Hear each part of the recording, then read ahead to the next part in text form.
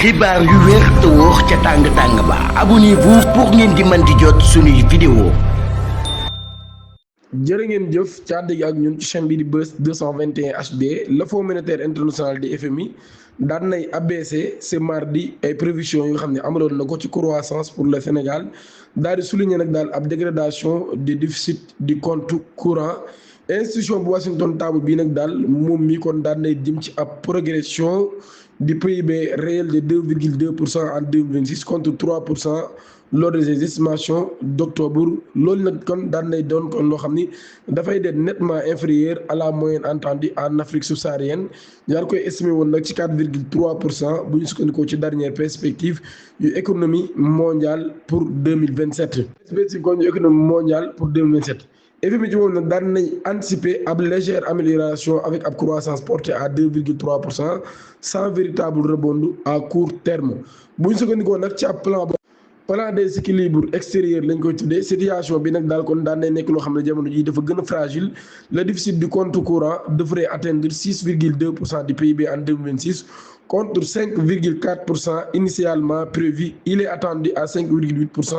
en 2027. loolu nag kon daal nekk ab signe d'un ajustement progressif mais encore limité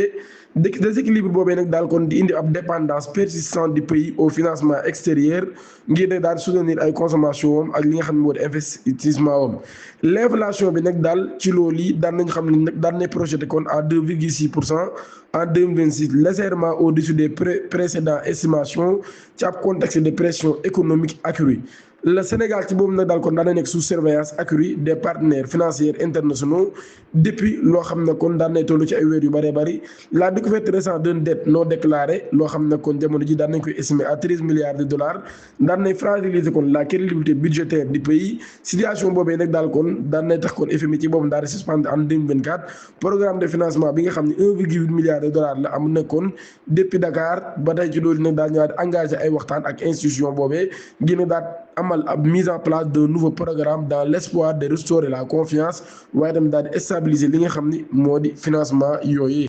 ab agent de police buy tur Boubi Sarr moom moo génn àdduna ginnaaw bi nga xamee ni ab engine motorisé ci boppam moom moo ko daal di percuté